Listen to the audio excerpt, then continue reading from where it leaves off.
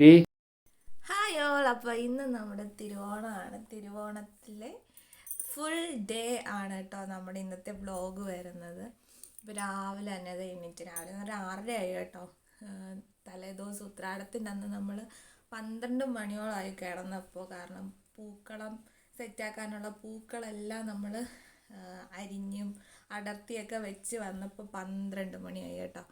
പിന്നെ രാവിലെ 4 മണിക്ക് എണീറ്റ് പൂക്കളത്തിൻ്റെ പരിപാടി തുടങ്ങണമെന്ന് വെച്ച് ഒക്കെ പറഞ്ഞിട്ടാണ് കിടന്നത്. പക്ഷേ ഉറങ്ങിപ്പോയി. 6:30 ആയിട്ടോ എണീറ്റപ്പോൾ. എണീറ്റ് വന്ന് നേരെ പൂക്കളത്തിൻ്റെ പരിപാടിയിലേക്ക് പോവാണ് കേട്ടോ.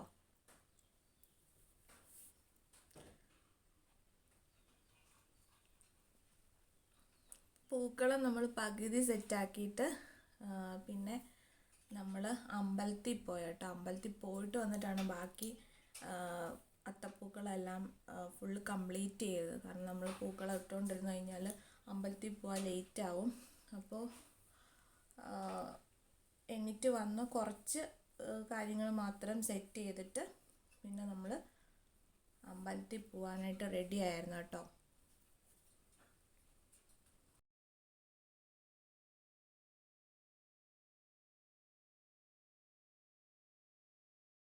പിന്നെ നമ്മുടെ വീടിനടുത്തുള്ളൊരു അമ്പലത്തിലാണ് കേട്ടോ പോയത്. ഞാൻ അമ്പലത്തിനകത്ത് കയറിയില്ല, പുറത്ത് നിന്ന് ചേട്ടായി പ്രാർത്ഥിച്ചിട്ടൊക്കെ ഇറങ്ങി കേട്ടോ. പിന്നെ നമ്മൾ വീട്ടിൽ വന്നിട്ട് പൂക്കളം കംപ്ലീറ്റ് ചെയ്തു. ഇതാണ് നമ്മുടെ ഫൈനൽ പൂക്കളത്തിൻ്റെ ഒരു ലുക്ക് എന്ന് പറഞ്ഞു വരുന്നത്. അതിന് ശേഷം നമ്മൾ ബ്രേക്ക്ഫാസ്റ്റ് കഴിക്കാൻ പോകണം കേട്ടോ. നമ്മൾ അമ്പലത്തിൽ പോയ സമയത്ത് അമ്മ എല്ലാം രാവിലെ റെഡി ആക്കിയിട്ടുണ്ടായിരുന്നു. രാവിലെ നമുക്ക് കഴിക്കാൻ ഇഡലിയും സാമ്പാറും ചമ്മന്തിയാണ് കേട്ടോ. അപ്പോൾ ഞാനും ചേട്ടായും അവിടെ ഇരുന്ന് ഫുഡ് കഴിക്കുകയാണ്. പുറകിൽ കാണുന്ന സ്റ്റോർ റൂമാണ്, അതുകൊണ്ട് നിങ്ങൾ ആരും കണ്ട് ഇതാവരുത്. കാരണം ഇവിടെ എല്ലാം സ്റ്റോർ റൂമിൽ സ്റ്റോക്ക് ചെയ്ത് ഓരോ സാധനങ്ങൾ ഇങ്ങനെ വെച്ചേക്കാണ് കേട്ടോ. അപ്പം നമ്മുടെ ചൂടിഡലിയും സാമ്പാറും ചമ്മന്തിയും കൂട്ടി രാവിലെ തന്നെ നല്ല അടിപൊളി ഒരു ബ്രേക്ക്ഫാസ്റ്റ് കഴിച്ചു കേട്ടോ. അമ്മ പിന്നീടാണ് കഴിച്ചത്. ആദ്യം ഞങ്ങൾ രണ്ടും കൂടെ ഇരുന്ന് ഫുഡ് കഴിച്ചു. അപ്പോൾ ജസ്റ്റ് ഓപ്പോസിറ്റ് ഞങ്ങൾ ഫുഡ് കഴിക്കുന്നിടത്ത് നിന്ന് പൈങ്കിളി ഇന്ന് നോക്കിക്കൊണ്ടിരിക്കാനുണ്ട്. കാരണം അവളെ രാവിലെ കെട്ടിയിട്ടേക്കുക, അവൾക്കൊന്നും ഞാൻ കൊടുത്തിട്ടുമില്ല, അയച്ചു. അങ്ങനെ ബ്രേക്ക്ഫാസ്റ്റ് എല്ലാം കഴിഞ്ഞ് ഉച്ചയ്ക്കത്തെ സദ്യയൊക്കെയുള്ള പരിപാടി നോക്കുകയാണ് കേട്ടോ ഞാൻ അമ്മയുടെ. അപ്പോൾ പുതിയ ഡ്രസ്സിൽ കറ പറ്റുമെന്ന് പറഞ്ഞാൽ അമ്മ തോർത്തൊക്കെ എടുത്ത് വിരിച്ചിട്ടെന്ന് കേട്ടോ.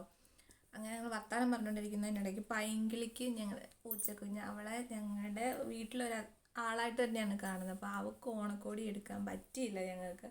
ഞങ്ങൾ 2-3 പ്രാവശ്യം പുറത്ത് പോയെങ്കിലും തിരിച്ച് വീട്ടിൽ വരുമ്പോഴാണ് ആ കാര്യം ഓർക്കുന്നത്. പിന്നെ അമ്മ അപ്പം തന്നെ പറഞ്ഞ, അമ്മ ഗൾഫിലായിരുന്ന സമയത്ത് അവിടുന്ന് തിരിച്ച് വരുമ്പോൾ ചേട്ടായിയുടെ കുഞ്ഞു അവയ്ക്ക് വേണ്ടി അവിടുന്ന് കുറേ സാധനങ്ങൾ കൊടുത്തു വിട്ടിട്ടുണ്ടായിരുന്നു. അതെനിക്കറിയത്തില്ലായിരുന്നു. അപ്പോൾ അങ്ങനെ അമ്മ പോയി ഇത് ഉടുപ്പ് എടുത്തുകൊണ്ട് വന്നതാണ് കേട്ടോ. അപ്പോൾ അതിൽ നിന്നൊരു ഉടുപ്പ് എടുത്തു. അതെടുത്തിട്ട് ഞങ്ങൾ പൈങ്കിളിക്ക് ഇട്ട് കൊടുത്തു കേട്ടോ, അവിടെ ഓണക്കോടിയായിട്ട്. പിന്നെ അമ്മ അവിടുന്ന് കൊണ്ടുവന്ന ബാഗും വേറെ എന്താണ്ട് കുറേ സാധനങ്ങളൊക്കെ എന്നെ കാണിച്ചിരുന്നു കേട്ടോ.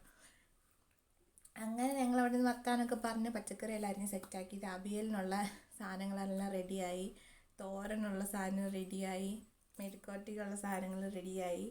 പിന്നെ നമ്മുടെ ഫൈനലായിട്ട് നമുക്ക് അച്ചാർ വെച്ചു, ഇഞ്ചിക്കറി വെച്ചു, തോരൻ വെച്ചു, പിന്നെ മെഴുക്കുവരട്ടി വെച്ചു, അവിയൽ സെറ്റായി.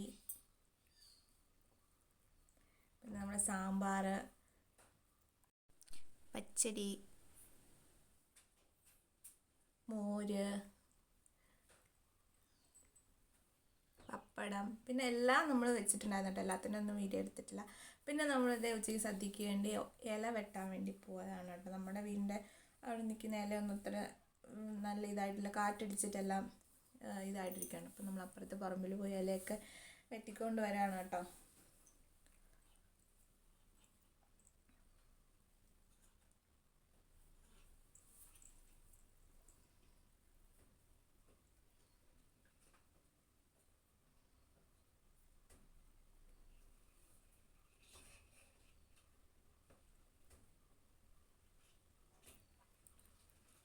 നമ്മൾ നേരെ ഫുഡ് കഴിക്കാൻ പോകണം കേട്ടോ. അപ്പോൾ 4 ഇല ഇട്ടിട്ടുണ്ടായിരുന്നു, ഞങ്ങൾ 3, പിന്നെ ഞങ്ങളുടെ പൈങ്കിളിയും നമ്മളോട് ഇരുന്നാണ് കേട്ടോ സദ്യ കഴിച്ചത്.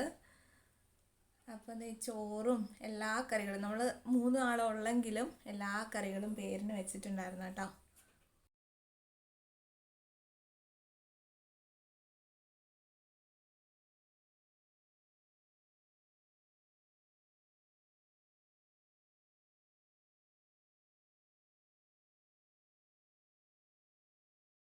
പിന്നെ പണ്ട് തൊട്ടുള്ളൊരു ഇതാണല്ലോ നമ്മൾ വിശേഷ ദിവസങ്ങളിൽ സദ്യയൊക്കെ നിലത്തിരുന്നാണ് പൊതുവേ കഴിക്കുന്നത്. അപ്പോൾ തറയിലിരിക്കാൻ ആർക്കും പറ്റുന്നുണ്ടായിരുന്നില്ല കേട്ടോ. നമ്മൾ അങ്ങനെ വർഷത്തിൽ 1-2 പ്രാവശ്യം മാത്രം വിഷു, ഓണം അങ്ങനെയൊക്കെ വരുന്ന ദിവസങ്ങളിലല്ലേ കൂടുതൽ തറയിലിരുന്ന് നമ്മൾ ഫുഡ് കഴിക്കത്തുള്ളൂ. അപ്പോൾ ഇരിക്കാൻ അതിൻ്റേതായിട്ടുള്ള ബുദ്ധിമുട്ട് 3 പേർക്കും ഉണ്ടായിരുന്നു കേട്ടോ. പിന്നെ ഞങ്ങളുടെ ആദ്യത്തെ ഓണം പോലെ തന്നെ ചേട്ടായിക്കും അമ്മയ്ക്കും ഒരു സ്പെഷ്യൽ ഓണം തന്നെയായിരുന്നു. കാരണം അവരുടെ ലൈഫിൽ ഇതുപോലൊരു ഓണം ആഘോഷമായിട്ട് എൻ്റെ ഒരു അറിവിലില്ല. കാരണം അവർ രണ്ടുപേരും തന്നെ ഉള്ളൂ. അങ്ങനെ അവർ വലുതായിട്ട് ഇങ്ങനെ ആഘോഷങ്ങളൊന്നുമില്ല. ഞാൻ ഇവിടെ വന്നതിന് ശേഷമാണ് നമ്മൾ വിഷു ആണെങ്കിലും ഓണം ആണെങ്കിലൊക്കെ ഞങ്ങളെ കൊണ്ട് പറ്റുന്ന രീതിയിൽ ഹാപ്പി ആയിട്ട് ഞങ്ങൾ ആഘോഷിച്ചിട്ടുള്ളത് കേട്ടോ.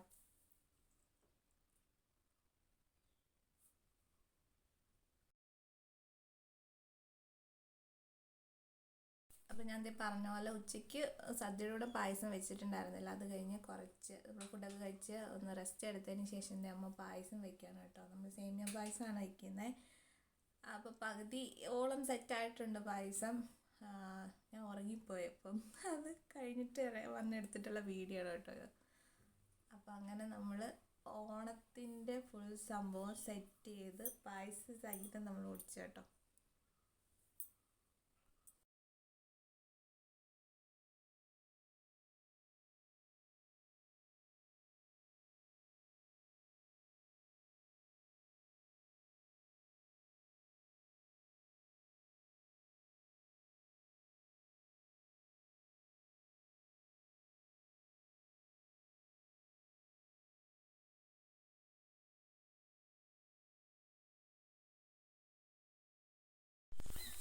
ഈ പ്രാവശ്യത്തെ ഓണം എങ്ങനെ ഉണ്ടായിരുന്നു?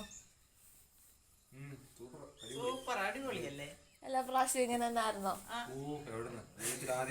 ജീവിതത്തിൽ ആദ്യമായിട്ടാ ആദ്യമായിട്ട് നല്ല ഓണം ആഘോഷിക്കുന്നത്. പറഞ്ഞോ, നിങ്ങളുടെ ഓണം എങ്ങനെ ഉണ്ടായിരുന്നെന്നാ ചോദിച്ചേ. നല്ല അടിപൊളിയല്ലായിരുന്നു? ഇത് കാണുന്നില്ലേ, കാണുമ്പോഴേ അറിയാലോ. സത്യമായിട്ടും അടിച്ചു പൊളിച്ചു. നല്ല സന്തോഷം ഉണ്ടായിരുന്നു. സൂപ്പർ. ഞാൻ പോവാ. നമ്മുടെ ആദ്യത്തെ ഓണമായതുകൊണ്ട് ഒട്ടും കുറച്ചില്ല. നമ്മൾ കുറേ ഫോട്ടോസൊക്കെ പുറത്തുനിന്ന് ആളെ വെച്ചിട്ട് എടുത്തിട്ടുണ്ടായിരുന്നു. ഞാൻ പറഞ്ഞില്ലേ, ഉച്ചക്കത്തെ പച്ചക്കറിയെല്ലാം അരിഞ്ഞതിന് ശേഷം ഞാൻ ചേട്ടായി ഫോട്ടോ എടുക്കാൻ പോകുന്നതിൻ്റെ തിരക്കിലായിരുന്നു. അതുകൊണ്ട് ഇടയ്ക്കത്തെ ഇതൊന്നും നമുക്ക് എടുക്കാൻ പറ്റിയിട്ടുണ്ടായിരുന്നില്ല. അപ്പോൾ എല്ലാവർക്കും ഞങ്ങളുടെ വക ഹൃദയം തന്നെ ഓണാശംസകൾ. നമ്മുടെ ചാനൽ സബ്സ്ക്രൈബ് ചെയ്ത് തന്നെ നമ്മളെ സപ്പോർട്ട് ചെയ്യാം കേട്ടോ. എങ്കിൽ നമ്മളെ വീഡിയോസ് ഇടുന്നത് അപ്പോൾ നിങ്ങൾക്ക് കാണാൻ പറ്റത്തുള്ളൂ.